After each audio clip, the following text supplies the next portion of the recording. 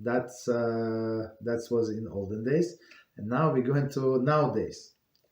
As time passed by the large society became less agriculture in nature, there were fewer agriculture gifts available given to the poor.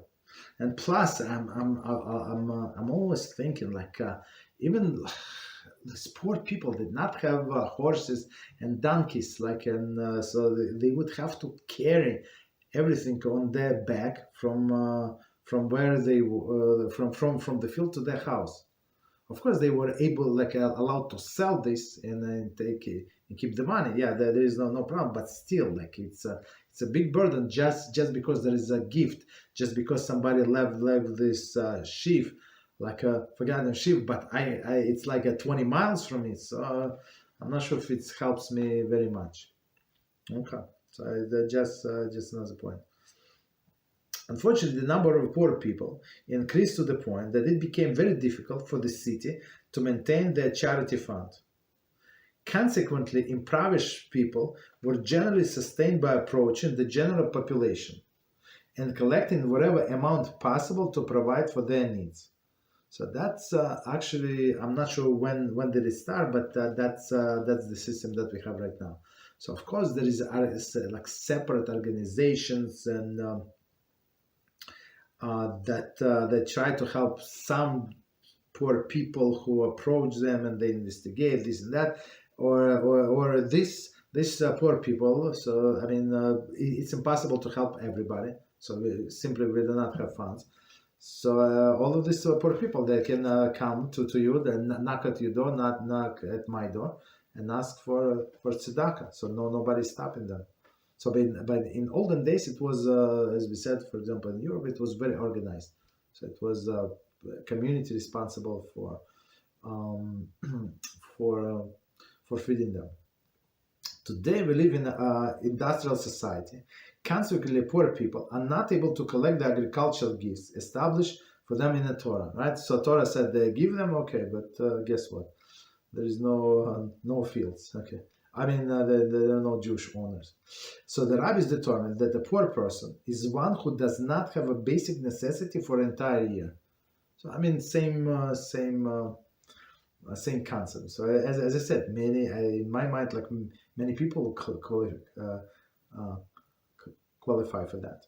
Therefore, the rabbis maintain that one who is lacking may either collect sufficient tzedakah until he acquires enough money to be sustained for the entire year, or to collect enough capital to enable him to start a business in order to have a consistent means to support and able to live off his profits.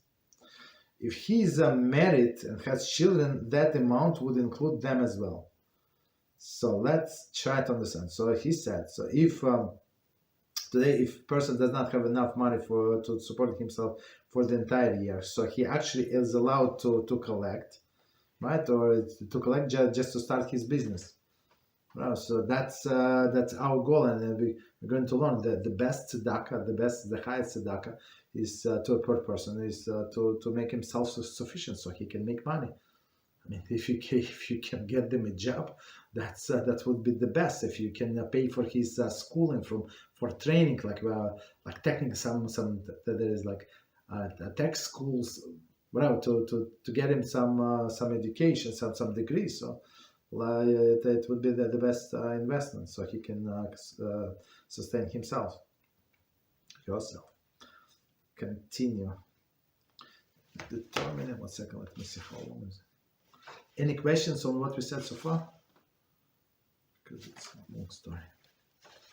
Rabbi? Yes, let's go ahead. Does this condition of having enough money to survive for an entire year, does it include assets or possessions that the person can sell in order to get money to survive this year? I think so. Yes. Yeah. I mean, on another, it's like not his apartment. For example, if he has apartment, so he's not obligated to sell his apartment and live on the street and eat, right? Be able to eat. So of course not. So, or he has a car. He has a car from, I don't know, 10 years ago. He needs to go around. Like, it's not like it's a big luxury or something. And if he can do without it, that's one story. But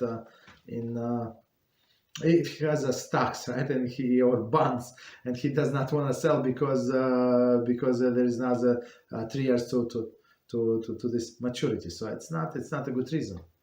You understand that just because he wants to get to be rich, so I'm not obligated to support him.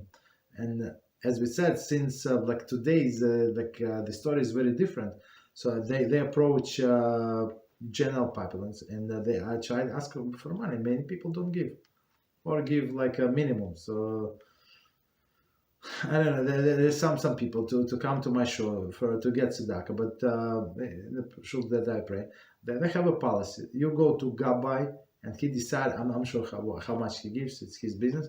But they do not walk around in the shul. They come to Rabbi. They give. I don't know. Maybe he gives $5, $10. I have no idea, right? But that's it. Was it worth it to drive from wherever they are to collect these few dollars? I'm not sure. And they try, of course, in the morning to visit as many shuls as possible, right? But I don't know how much do they make every morning. I'm not sure. It's not a lot. Maybe plus whatever they get from somebody else, but it's very tough to live off tzedakah. Very tough. Okay. Any other questions? We continue. Thank you, Rabbi. Yeah, you're welcome.